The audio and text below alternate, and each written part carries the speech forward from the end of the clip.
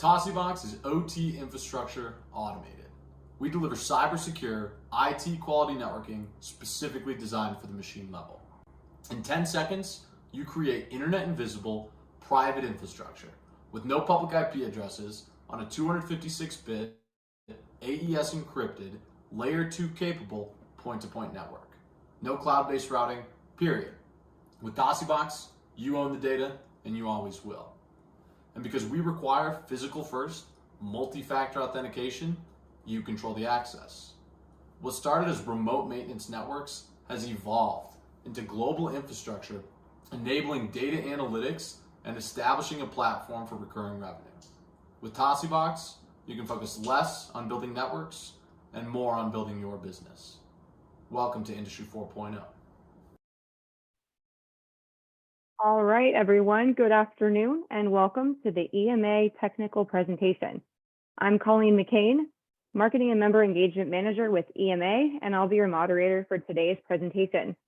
Thanks to all our members and non-members across the community for participating today. I have a few housekeeping notes before we get started. If you have any questions for our speakers, please use the Q&A button in your Zoom window, not the chat, and we will feed those questions to our speakers at the conclusion of the presentation. You can submit questions at any time, no need to wait until the end. If you have technical issues, please use the chat box to inform the panelists and we will assist you. And finally, concerning AIA Learning Unit. If you are an EMA certified EMP, please allow 7 days for your CEUs to be uploaded automatically to your portal. Today's presentation topic is Network Automation and Cybersecurity for Commissioning and Energy Management, sponsored by EMA Associate Member, Tosibox. Our experts joining us today are Jerry Reeves and Bill Behn of Tosibox. Jerry Reeves is the VP of Engineering and Global Product Management Team member at Tosibox. Jerry is a Georgia Tech engineer and spent most of his career as a system integrator. Jerry is highly experienced in organizational business process improvement related to high technology, cybersecurity, interoperability. Not to mention, he's figured out how to combine deep system integration and engineering with the ability to communicate through all levels of an organization to get stuff done.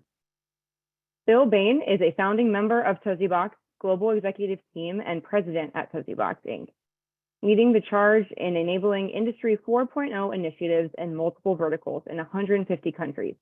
Prior to this, Bill ran a national staffing and banking consulting company and trained fighter pilots in Asia for over a decade. Bill has spent the last 15 years working with innovators and high-performing organizations around the globe to connect dots and solve modern problems with modern solutions. Now, I'm going to hand it off to Bill to get us started. Take it away. Thanks, Colleen. Thank you very much. Give me a second here. I'm going to share my screen. And let's see. It's been a little while, Jerry, since we've been with the CX community, the Energy Management Association, and all that. So we're happy to be back. And thank you for all of your participation. We'll spend the next 45 minutes or an hour together, and we promise to make this worth your time. Jerry, is there anything you'd like to say to get started? No, I think we spent a good amount of time putting together today's presentation. We went through a bunch of topics that I think everybody will find of interest today, and look forward to fielding any questions that you have. I know Colleen put the instructions in early on, so fire those questions off, and we look forward to answering them here at the end. Yeah, so let's talk about kind of what we want to get done today, the goal of this. And it could be as simple as understanding in 2022 that connectivity and cybersecurity are a thing. They're no longer an afterthought, and they simply can't be. So if you walk away with nothing more than, I understand 2 or 3 or 5 talking points when it comes to connecting HVACs or energy monitoring systems or securing those same things, that's a win, because your interaction with your customers is going to be improved and your credibility and so forth. But let's talk specifically about what we want to talk about today, and that is we want to distinguish the IT and the OT space. OT meaning that machine layer and the HVAC world and all of that. So we also want to talk about cybersecurity, not only as a core issue, but potentially even a business differentiator, certainly a credibility enhancement. And we'll talk about minimum standards that the Department of Homeland Security has been putting out lately. We'll talk networking 101. Now, the good news is you don't have to go back to school to become a networking person anymore. All right. So things have evolved out in the world with technology and automation where this can happen without, recreating the wheel or going to the other side of the boat, to mix metaphors.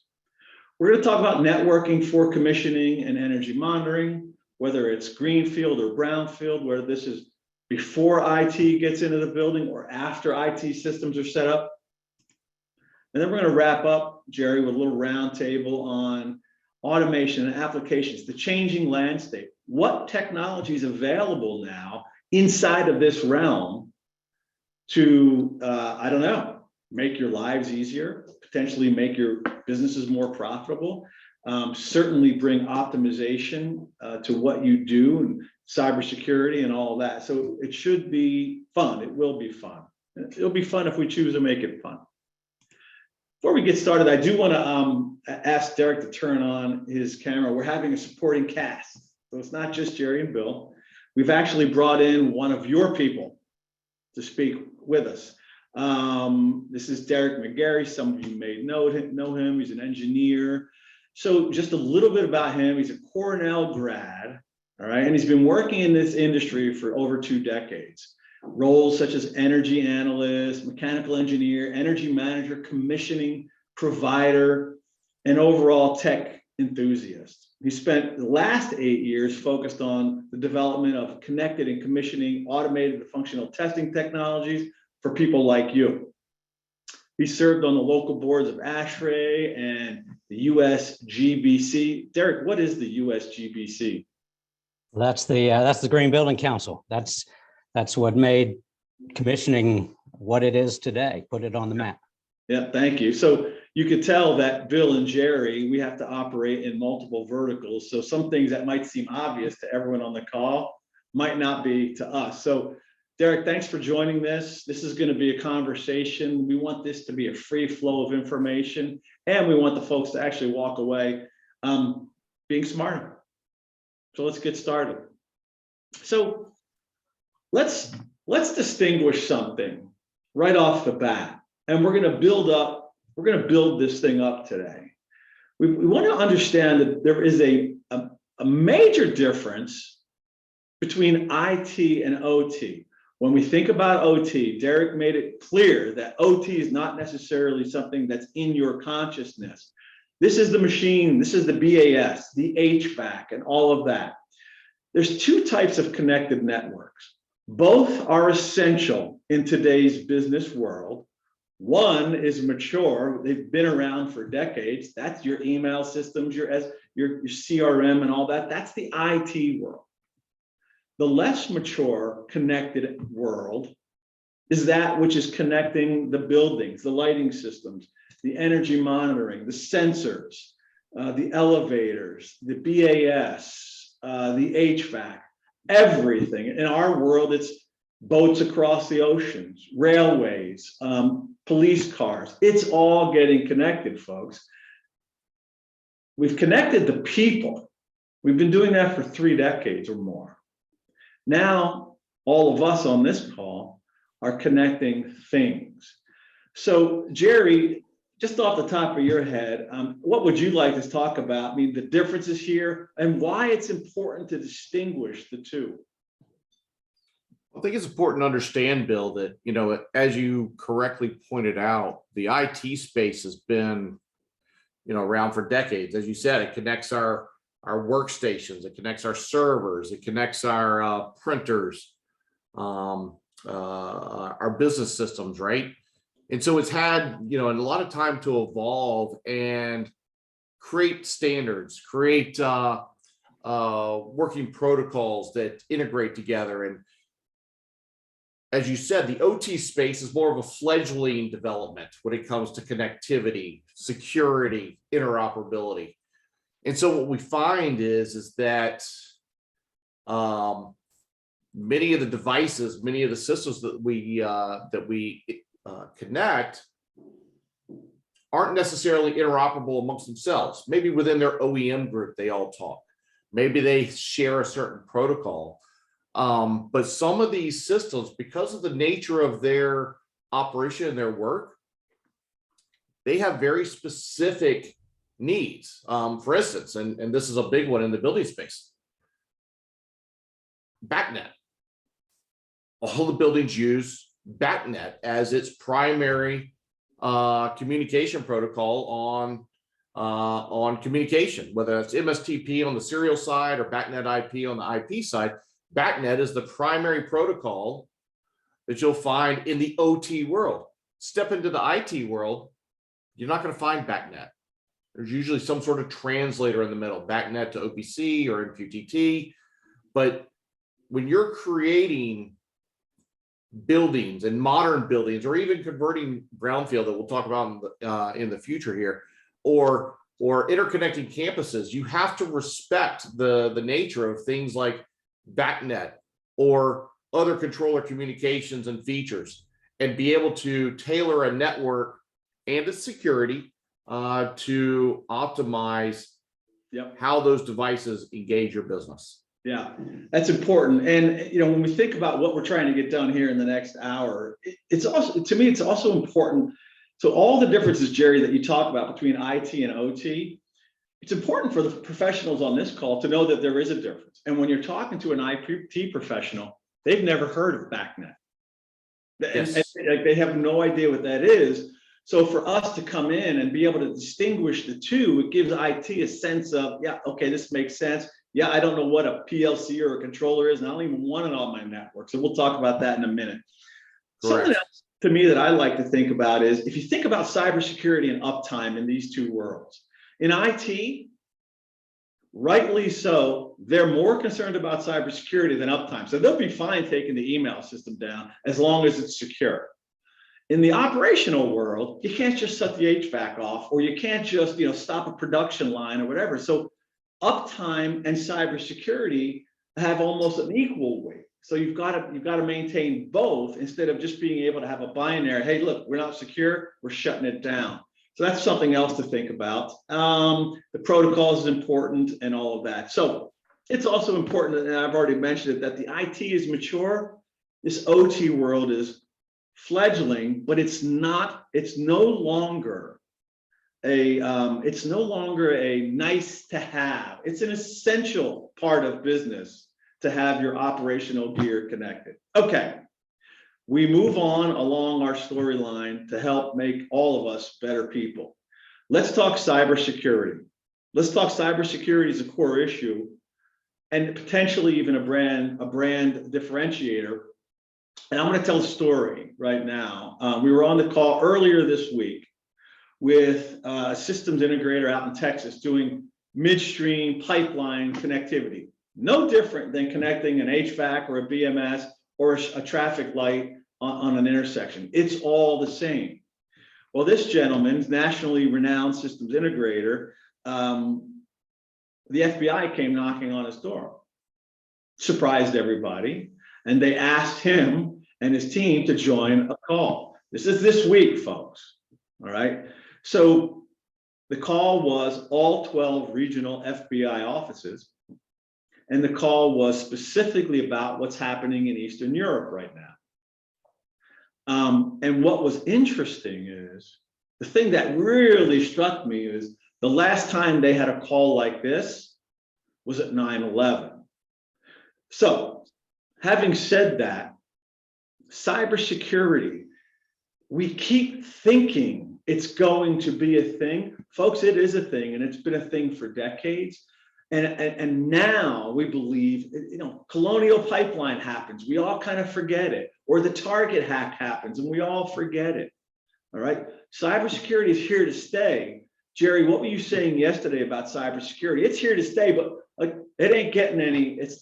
Talk to us through that from your eyes. Yeah, cybersecurity is a topic it's an everyday thing. You wake up in the morning and you wonder what you're going to do with your family. You wonder what you're going to do with your work.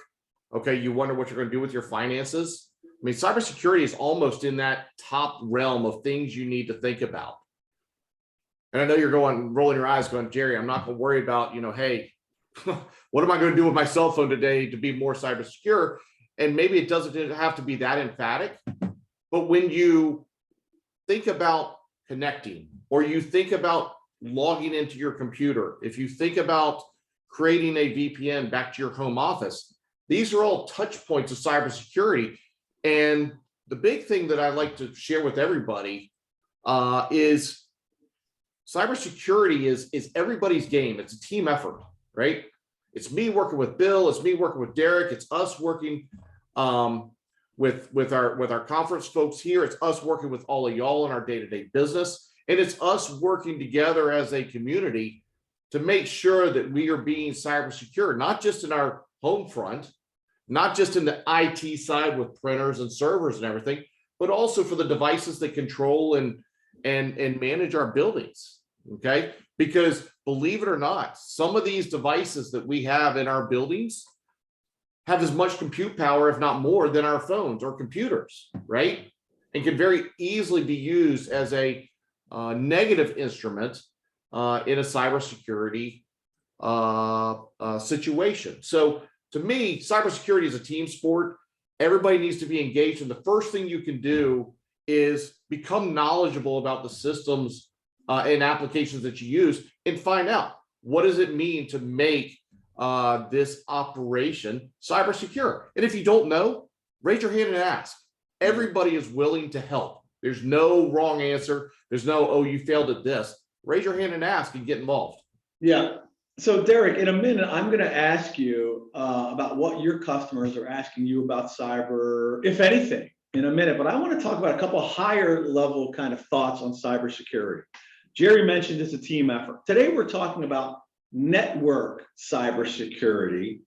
All right. And there are many other pieces. There's physical cybersecurity. Jerry hounds me on this all the time. There's backups and all this stuff that create a fool. But today we're talking about network cybersecurity, the firewall, the data transport, user access, network segmentation, and we'll dig into this. I also want to say this might seem a little edgy. Cybersecurity is an industry, quote unquote. And here's why this matters. I want everybody to understand that there are people out there that make cybersecurity so complicated so they can continue to earn money. This is not cynical. And what happens is the people on the ground, like us, getting work done, we find it so complicated based on what we're hearing from so many different vectors that we either don't move forward with our technology or we whistle past the graveyard. Okay, and we just say, okay, forget it. It's too complicated to even think about. I want you all to know, and we're going to end up this webinar understanding that technology has evolved, where this stuff, cybersecurity and networking, it's not what you think it might be. It is a team sport.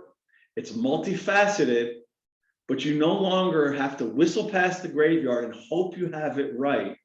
And you have to be wary of people out there, almost like the income tax, the US Internal Revenue Service. It's such a big industry, you just have to pay to get it done. All right, so I'll use that analogy. And today we are focused on that network cybersecurity aspect of this. So, hey, Derek, let's bring you in on this. Just, you've been doing this a while. I'm curious if you've seen an evolution 8, 10, 15 years ago, if people even wondered about it, and what you're hearing today. Well, I think it's been, how do you say, a hot topic for quite a long time. I mean, Target was, wow, wasn't that over 10 years ago now already? Mm-hmm. That Target hack. Yeah, so it's been a hot topic, but to, folks like me, mechanical engineers, commissioning providers, it's a fuzzy topic. Like, how do we get our arms around it? And it's complicated. The most important thing for any energy engineer is getting access to the HVAC control system. It's understood that we won't get access many times, if not most of the times, depends on the types of projects you do. So, I mean, the first question, now I provide services to commissioning providers, and the first question or concern I always get is cyber security. How can we magically get a connection, a remote connection to a control system now that's different than 10 years ago? And, you have some clients, federal government type clients shrinking back to, be the control system being an island where you have zero outside connection. And that's kind of unfortunate. I mean, it's not understandable, but it's the technologies have gotten so much better. My life is so much easier now being able to access control systems in a secure manner. Yeah, that's really great. Okay, so what you just said, we're going to talk about in a minute, but being able to access these things in a secure manner to actually do our jobs better, do them right. So if nothing else, we mentioned this earlier as I advance here, if nothing else, we want to give you some basic talking points, and we can dig into some of this stuff here. This is Department of Homeland Security kind of minimal standards that you're going to want when you set this up. Now, for the folks on here who are commissioning folks or energy, you're not IT people, like how on earth could you get this done? All right, but for this exercise, let's at least understand a couple basic things. You want to segment your machinery off of the main admin network. All right, you don't want your HVAC or your BMS sitting on the same flat network as, say, your admin printer. Okay, it's really easy to do that. You simply put a firewall in front of it. And as we're going to talk about today, things have been automated where even folks who are application focused can now create secure systems. Networks should be encrypted. This is basic. All right, you should be using VPN technology. This next one's important, and this was a recent, the CSIA, the government group, along with the DHS, put out something recently where it's no longer acceptable to have username and password as your cybersecurity. All right, it's no longer acceptable to have what we would call software.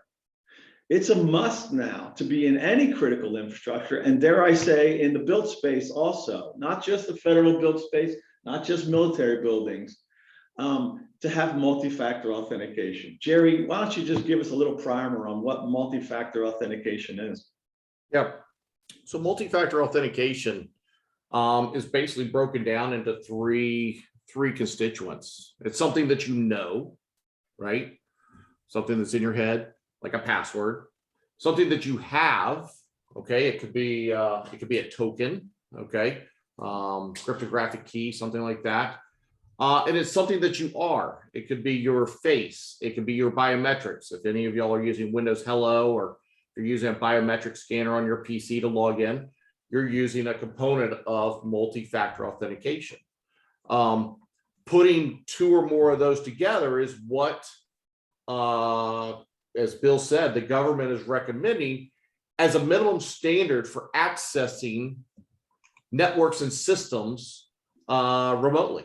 Okay, so in order for you to engage your BAS system or your energy management system, you should be using at least two-factor authentication. Okay, if you can do more, even better. One caveat, and what people are probably familiar with today is, believe it or not, a lot of us have accounts and we get an SMS on our phone, or we get asked for a code on Google Authenticator.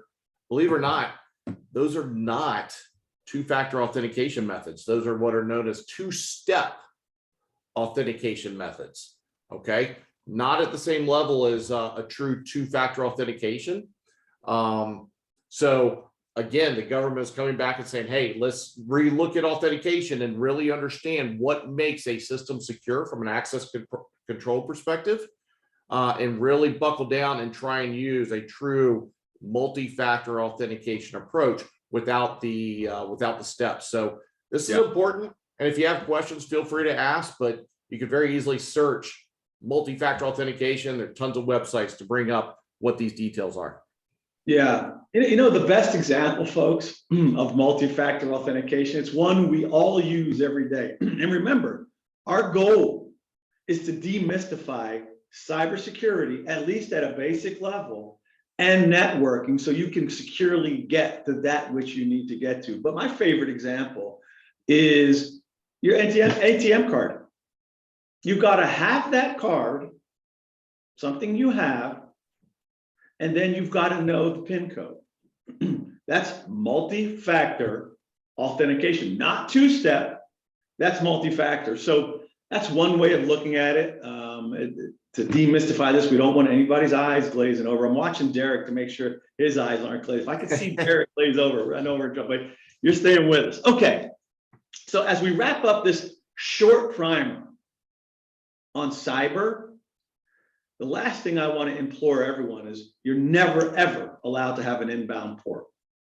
No inbound ports. That means you're not allowed to go to Best Buy, get a Netgear router, do anything like port forwarding or open up ports to connect your stuff to the internet. Jerry, anything you want to say about that? Nope, that's pretty hard and fast. And look, if you're planning to become, or if you aren't already, if you're planning to become a cybersecurity practitioner and making cybersecurity part of your speak in your portfolio, this is one item you've got to remove. I remember, Bill, when we came into this industry, God, a long time ago, and everybody's like, yeah, we're just port forwarding, right? And we're like, what? And basically you'd be doing just as well to stick your stuff right out on the public internet today. Port forwarding is the easiest way for someone to directly infiltrate your IT or OT network. And therefore it's considered a huge no-no in today's environment, regardless of which side you're on. So yeah, let's make today, if you're not already, your day zero of no port forwarding. Yeah, and day zero or day one of, we pay attention to cybersecurity because that's an appropriate thing for us to do. Speaking of that, Derek, you mentioned to me the other day about cybersecurity commissioning. What did you mean by that? Well, I mean, I think as you've seen, whether it's part of the ACG commissioning organization or other commissioning organizations, different disciplines or domains have come under the purview of commissioning agent. Naturally, historically, HVAC gets the most attention, than lighting. Lighting's involved power. More recently, envelope commissioning. Well, cyber is an important part of that. How do you say, owner's project requirements that we have the opportunity to, at minimum, use appropriate terminology and set forth some key specifications, like you see in these bullet points here, of what should be there. I don't have to understand all of these as a mechanical type person, but I just simply to put them out is a great first step, just to speak the language that this is important. We don't want control systems to be exposed. Really brilliant. Just having it in our consciousness and carrying it around, speaking to local IT about it and so forth. So very good. Let's. Hey, Bill, there's one thing that I get a question a lot about a lot regarding this outbound port only and no inbound. The idea of two-way communication. Outbound only does not necessarily mean that you can't communicate from the outside to the OT network. Jerry, maybe is there a way to explain that? Does that make sense? That's a great question. That's a great question, Derek. So when the building industry or any industry was using port forwarding, right? They were using that strictly as a way to network directly into a system without any sort of additional security. There was no encryption, right? I mean, maybe they use HTTPS, but you still had an inbound port, okay? What the industry is looking for now is for no inbound ports created, okay? But the ability to create direct encrypted tunnels that are able to pass that firewall, okay? Because they are coming from the trusted side of the firewall to create that tunnel. So once you have that encrypted tunnel, now you've got full two-way open port communication, or restricted port if you want it, but full two-way communication, even down to layer 2, to perform any sort of commissioning or energy monitoring that you want to do. All right. The best part about it is it's fully encrypted, fully secure. Okay. And you're not limited to just one port. You get all the ports. So we know applications out there sometimes have 3, 4, 10 ports that are needed to fully engage the system. With an encrypted VPN, you get all the ports you want. All right. You're just doing it securely. So great question, Derek. It is a good question. So there is no, so just language wise, just because it's an outbound port does not mean you don't have two-way connectivity, especially when it's wrapped in a virtual private network. Perfect segue to the next topic, and it's basically networking 101. Now, the world has been democratized, and so technology is helping democratize this thing for everybody. If you're a smaller organization on the call here, you can now play with the big boys because of technology. We see it all the time. All right. So, think about IoT, that kind of oft-used term and all that. Ford Motor Company has been doing it for 30, 40 years. They've been doing it for a long time. We've just named it. And now the rest of the world, who doesn't have billions of dollars and teams of professionals, gets to engage that. And even a 1 or 2 person shop gets to do things that the big boys have only been able to do. So that's kind of what we're talking about here, the democratization of digitization. Democratization, that's about 14 syllables in 2 words. Beat that. So let's talk about basic networking standards. You see it right here. It's the second time we've said this, Jerry. You've got to have your automation equipment, your HVAC gear, firewall segmented, separated, whatever term you want to use, from your IT network. You guys all know the story. You've all heard it. Was it Honeywell or JCI where somebody picked up a little Jerry, a little like fob, and they put it in the printer or they put it in their computer and it had a bot on it. Look, it's not the nefarious types around the world that we have to look out for. It's the automated bots that are out there that are doing the damage. All right. So the story of you found it in the parking lot. So sure, you're putting and there's like an automated bot on there that's going to go after your Honeywell gear or whatever. Got to have this stuff segmented. I do want to dig into one of these things here. So we've already talked about the segmentation. We've talked about the inbound ports. Folks, this is all of you learning basic networking lingo for the next time you're in front of one of your customers. All right. Jerry, I want to dig in on something here. I want to dig in on the VPN itself and the fact that it's point to point and whether you can get to a layer 2 or layer 3. But before we go there, is there anything on any of these other areas that you wanted to deepen for the folks on the call? I think we've covered the 256 AES encryption. Okay, that's the encryption of the tunnel, allows that true two-way communication. We've harped on the segmentation a bit. User access control. We talked about the 2-factor authentication. Okay, auditing is one. Okay, that let's touch on, since we've already spoken about multi-factor authentication. Auditing is basically you understanding what's going on with your system in operation. Okay, it's all well and good to put in the best cybersecurity controls in the world, right? But if you're not monitoring and auditing how well they're working, you'll never know how to continuously evolve and change them. And I will say this, Bill. If you think you've put in the best cybersecurity in the world today, tomorrow it's already obsolete. If you think cybersecurity is a one-off play and you're done, you're in the wrong space. Cybersecurity, much like a team effort, is a constant evolution as technology changes and then the threat landscape changes. Okay, auditing is the way that you evaluate your cybersecurity program and then make changes to allow it to evolve going forward. And from a user access control, that could be very simply, who's connected to my system, where did they connect from, what time and date, and that's it. You could start there and take it as far as you want. Yep.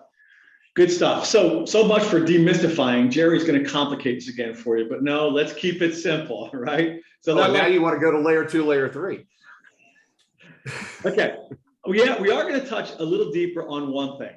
All right. That's the difference between a layer 2 and a layer 3 network. Jerry, in your least engineering, look, you got a team of engineers on the call here, but let's talk about this from a non-IT point of view. Like, give us some examples and so forth, and when you would use them. Layer 3 connections are the VPNs we all use every day to connect to offices or something like that. Okay, it is what is known as a routed connection, and basically it means that the network that you are on is different than your destination network, but the VPN is smart enough to send your traffic back and forth. Okay, and that's great for IT level connections, remote desktop and things like that, remote printing, you name it. We seem to be beating up the printers today, but we'll keep it up. But if you look at things like operational applications, and we'll go back to our friendly protocol BACnet, a lot of us use applications that go out and discover devices on networks, okay, where you can broadcast and create the network on a fly. And it's not just the IP devices. You can even go down to the BACnet MSTP and serial devices downstream of those controllers. All right, that is a very network intensive process that requires a layer below layer 3, which is also known as layer 2. When you create this as a VPN, it's called a bridged network. This most simple way to think of this, Bill, is it's a virtual patch cable. You could be anywhere in the world with a bridged VPN, and it's like dragging a virtual patch cable from that controller in the basement to wherever your computer is. Okay, you could be sitting in Sydney, Australia, okay, and a system in Charleston, South Carolina, and it's as if you're sitting on the bucket in the basement right there. That's what a layer 2 network is. And that's why when you think about the IT versus OT differences, these are the sorts of things that make your lives easier, more effective, more efficient, so you go from one project to the next. So I get it loud and clear. Now let's go to practical terms though. If you can have customers where geography no longer matters, you can engage your know-how with technology where you can be as if you were sitting on the bucket doing what balancing, Derek, is that you do, like balancing tests and stuff like that? Like, I don't even know what the terms are. But my point is, if you can engage customers, first of all, if you're sitting in Cleveland, Ohio, or Sao Paulo, Brazil, you can now expand where you're going to go get your customers. All right, so geography no longer matters. We've got folks on this call doing work in Dubai, and not on this call, but in this community, doing work right in Dubai. Jerry, you know who I'm talking about. They've got 50 or 60 buildings that they're doing this work on, sitting right in Dubai, and they're in Michigan. So all of a sudden, if you can start to get a sense, and Robin, I just saw what Robin said there, all right? And I'm gonna talk about what Robin just said in the chat. But you start to get a sense, what you start to get a sense of for the folks on this call is, it's not about what we're saying right now. It's not even about the new technology that's out there. It's about how you can connect the dots to engage your world, to do whatever it is that's important to you. Better customer service, less time in a car, making more money, more security, whatever it is important to you. It's not about the words we're talking about. It's not about the slide deck. It's about your ability to connect the dots and engage your world to advance things. So let me just say what someone just put into the chat, and it's pertinent. So Jerry, you were pontificating about auditing, all this stuff, and it's getting complicated. And someone said, to me, if auditing is necessary, many clients would rather have an island. Owners do not want to think about this stuff. I get that loud and clear. And it's our responsibility as technologists to be the Jetsons, not the Flintstones. There are too many reasons why remote commissioning matters, why the customer experience, the spend, the optimization matters. Not to mention when you can put your words together in a way, because people don't want change, man. They don't want change. And I don't care if this is new commissioning or retro commissioning or any of that. They think they know how it's supposed to be done. But if you're not thinking about technology that's out there, somebody else is. And your customers are willing, if you can get some of this stuff down and understand the practical values and the return on investment and the experience, your customers will start to hear it in a different way. And all of a sudden, this island mentality will start to diminish. Derek, is there anything you'd like to say to me pontificating? Well, you threw me off with that bucket comment earlier. I guess that the reality is you can use your own bucket at home as opposed to being in the basement at some mechanical room far away. Yeah, I mean, I loved your Jetsons versus Flintstones characteristics. I mean, you know, we can operate in the Flintstones world, but we can do so much more, especially as service professionals with the Jetsons. Yeah. Which is really, Robin's comment was really a perfect segue into the next thing we want to talk about, and that is what you folks do for a living. Commissioning. Derek, this is where you're really going to have to step up, man. This is where you're going to shine, this section right here, okay? So we're talking about transcending the island, getting away from just having to roll trucks or be somewhere at a period of time, whatever, and actually expanding our world, our customers' world, the facility manager's world, your world, you name it.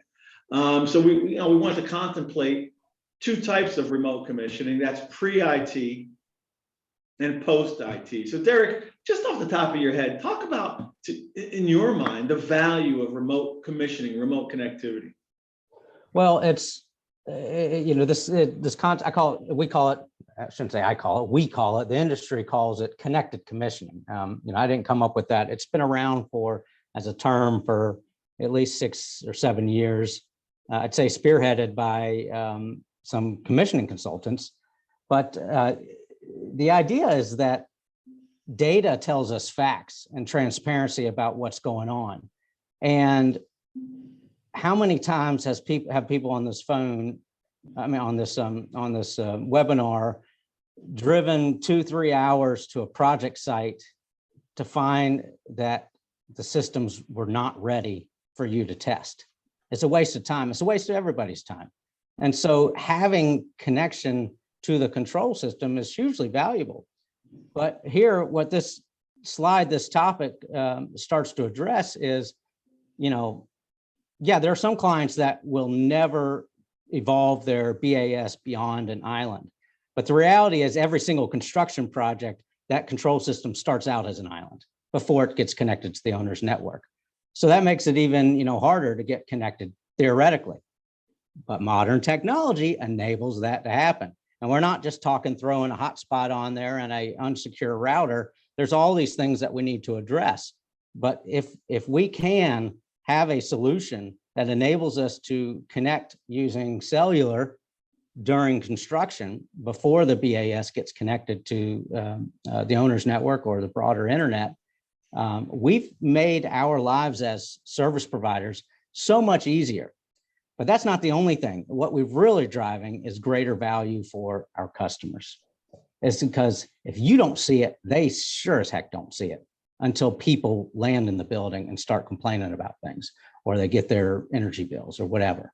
So getting access to the data is just crucial. And that's what I love about this whole webinar topic today. Well, see, Derek, you said something that I'm going to push back on. You ready? Okay. Bill, some customers will never connect.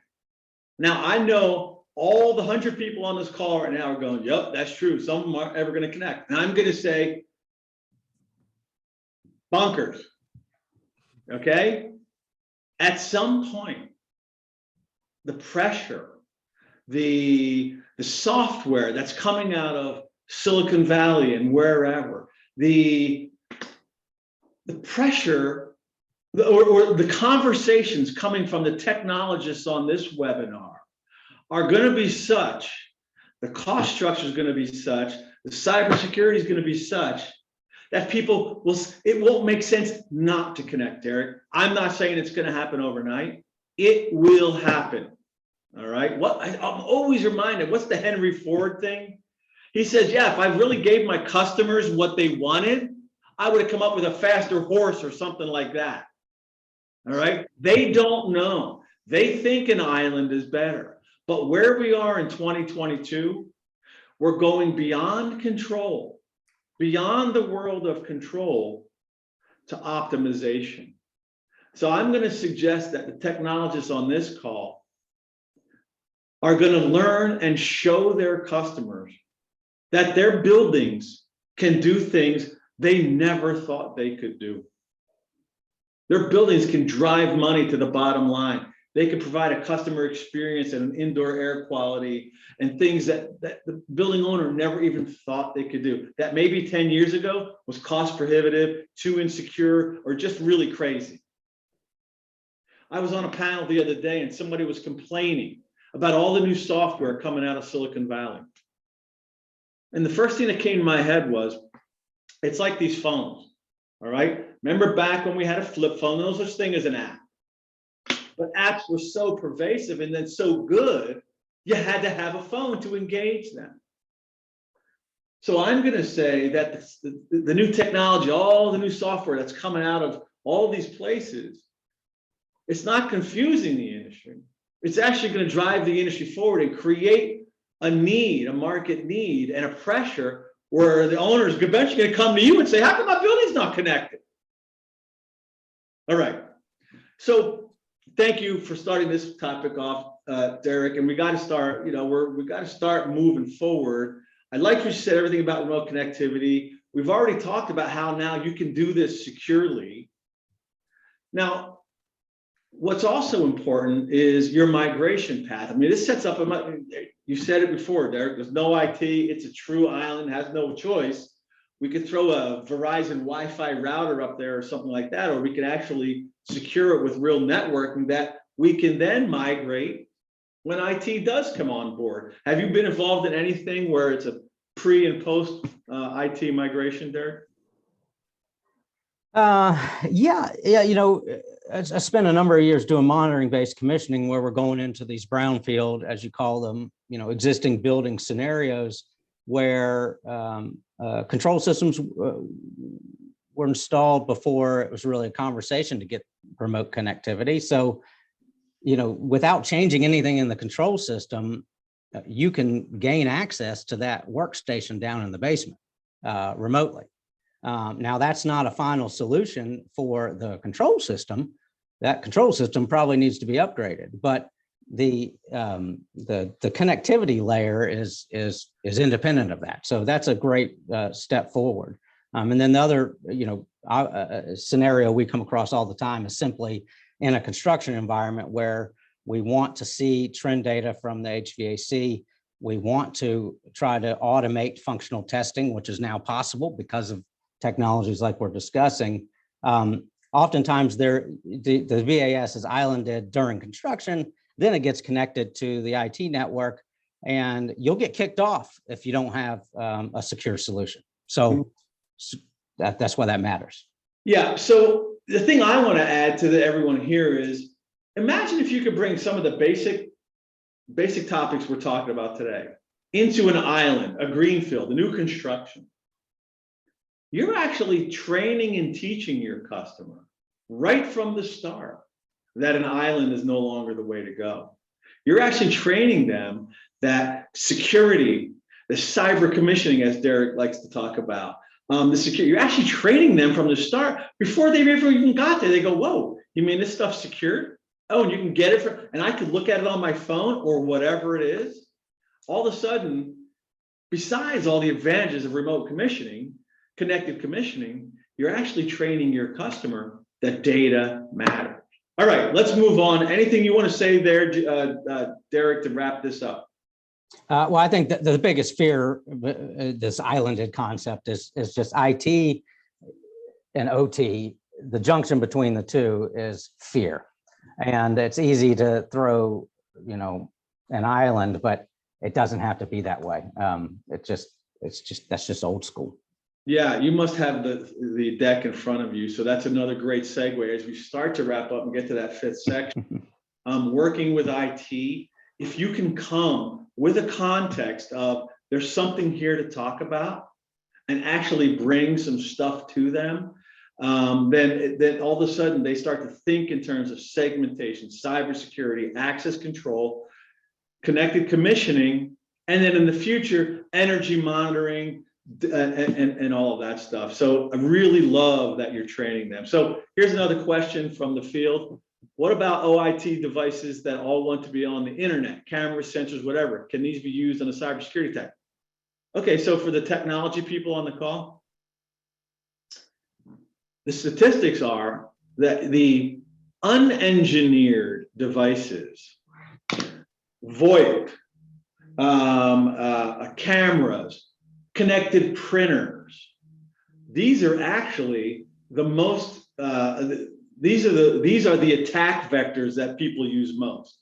It's actually not the engineered BAS as often as people think. It's the cameras, it's the access control and these sort of unengineered systems, VoIP and so forth, that become the major attack vectors. So Robin, that's a very good question. They absolutely can be used as cybersecurity attack vectors. So yeah, that's excellent. So we've just started to talk a little bit about working with IT. Remember, IT is supposed to be cynical. They're supposed to be critical. And because of what you've learned today, you understand that there is technology out there that can teach IT things about the OT that they haven't even thought of. So it starts to come together, folks. You're not operating on your own island. Am I overusing the island metaphor? You're not operating on your own island. You're actually engaging with the local IT to teach them new tricks about controllers and BMS and lighting systems and all of that. So, yep. All right.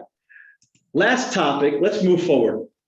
We wanted to talk a little bit about what's new. We've already said, look, you've got to learn the basics of cyber. You've got to learn the basics of networking. There are three areas that are really exciting to us. That is the new hardware that's coming out. It's all connected. It's IP based. It's IP plus Linux. So Jerry, I know this is an area that you like to talk about. From a perspective of these connected commissioning folks, what are you seeing out there that's kind of exciting? Well, I mean, you mentioned it earlier, Bill. It's, you know, all of this. You don't need to connect if you don't have an application, right? If you don't have a piece of software that's going to do something for you, right? And as you mentioned before, all of these new features and software is coming out of Silicon Valley, machine learning, AI, and things that, you know, all those buzzwords that we hear about day in and day out. You know, people are trying to create and innovate in that software space. There's two areas where software can run: up at the cloud and down at the edge. Okay. This slide speaks to the new edge, so to speak, that, as you said, it's IP-based hardware, but now it's IP-based hardware that has like Linux operating systems in it. You can run containers in it, you know, software packages right there at the edge, okay, as your primary application or in complement to what you're running in the cloud. All right. So more and more of these applications are coming to make our buildings more efficient, make our jobs easier, make our customers happy, okay, provide better incentives for our building owners. It's these kind of compute pieces of hardware that's going to really change the edge game, so to speak. So that's why I'm pretty excited about this one. Yeah, that's cool. Now I will say this, and we skipped over something I want to touch on. I was out at the ASHRI in one of the sessions, the AHR show in Vegas a few months back, and we had a room full of controls contractors.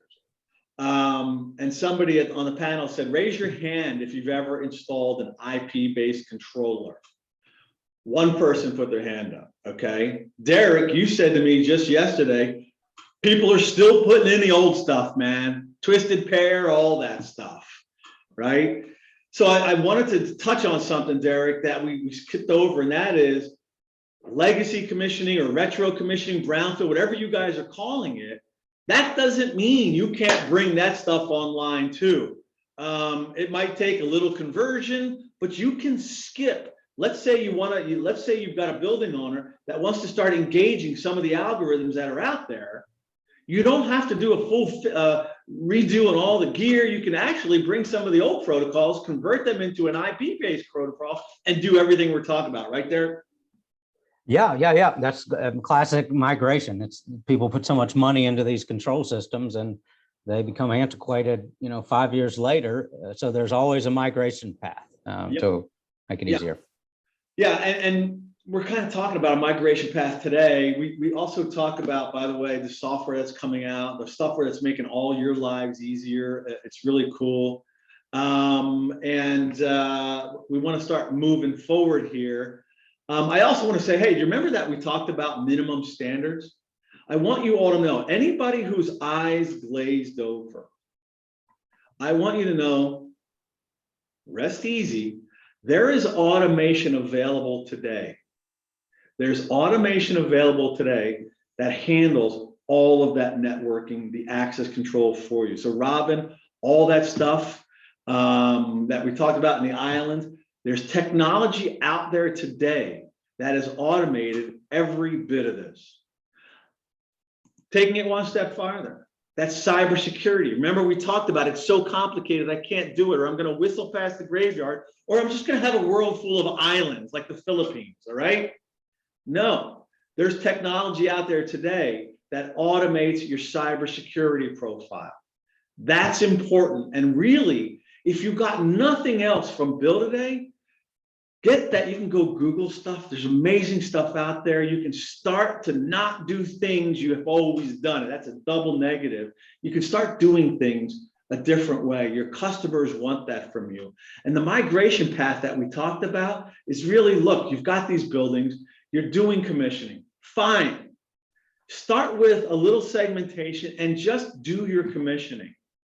But what you've done is you've trained your customer for when that building is fully operational to now to move into a continuous monitoring kind of point of view and so forth. I'm just saying you can train, it's like a puppy, train them early. They'll be a great puppy later. Train your customers early. They're really going to turn into a great and long-term customer. You don't have to set it and forget it and let somebody else make money in the future. And then I want to wrap up by just going over this, and I'm starting to talk fast now because we're getting to the end of our time. Technology today is available to expand your business, to drive efficiencies, frankly, to even the playing field. Understanding basic speak is an essential part of today's business environment. Your credibility, what you're going to ask your customers to do, your customer interaction will be enhanced. The same goes with cybersecurity. It's an industry designed to keep you afraid, and you no longer have to be.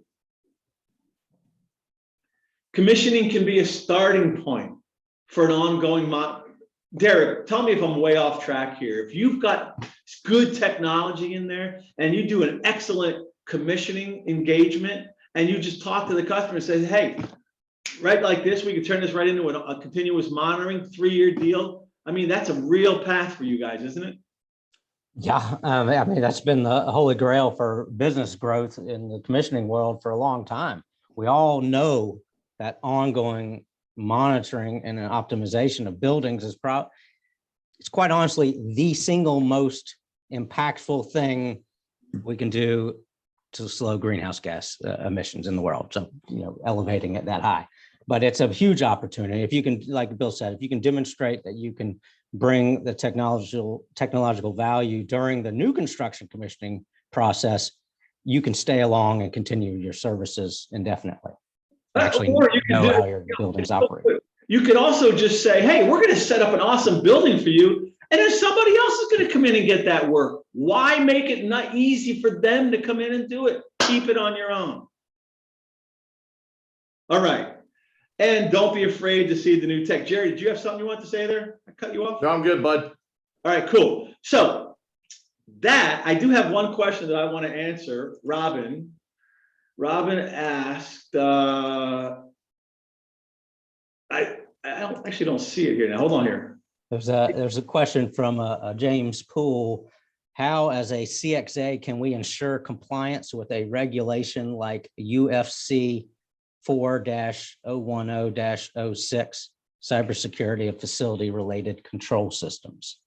Yeah, Perhaps Jerry, you might be familiar. yeah. I mean, go ahead, Jerry.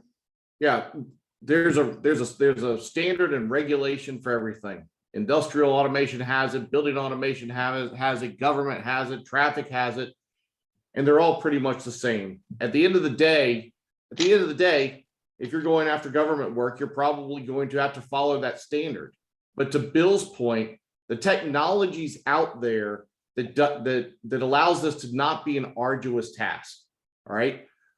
Step through the standard, step through the specification, check the boxes, and make sure you're following the boxes that are relevant to your project. A lot of these standards are built overarching for every scenario, and you may only have to comply with a certain subset. So when Bill says, get up to date on your IT speak, that also means understanding IT and OT based standards that apply to your projects. Yeah. So a couple things. We're going to be down at the CX Energy 2022. We'll have a booth down there. Come say hi. I know Derek's going to be down there. Derek, you were masterful on this. Robin, the answer to your question is yes. You can continue to set up VPNs. It's all automated now, and the price point has gone way down. So the answer is absolutely yes. Don't rely on things like MQTT and all of that. You've got to wrap your stuff in a tunnel. We're also going to be at the Niagara Summit in next week up in Charlotte. So if anybody there, come stop by there. Derek, is there anything you want to say to send these people home? I mean, my general summary is that there's huge value to getting remote access, and cyber concerns are real. There's existing solutions or historical solutions that are complex, but now we have simpler outcomes, simpler solutions, and that's made my life easier. So that's right. Now there's an email that's coming out, and actually Derek and his company Otto is making a really generous offer. You'll see it in the email. Derek, so we'll talk about that. It'll go out in the email. It's like 2 months I actually can't even speak there because I don't want to misspeak, but you'll see that in the follow-up email from Derek and his company and all the stuff he's learned. Thank you all. Jerry, anything for you? I'm good. It was a great presentation. Thanks everybody for joining. Yes, thanks guys. Thanks Jerry, Bill, and Derek for lending your time today. Really appreciate it. And to our EMA associate member, of course, Tosibox for sponsoring. Like Bill mentioned, I hope to see everyone in Orlando next month at CX Energy for the in-person EMP seminar. Right here on the slide, you can see there's a 10% off offer there for you. And also, like Bill mentioned, look out for a follow-up email with a special offer from our guests here today. So thanks again, everyone, for joining us, and enjoy the rest of your day. Thanks, guys.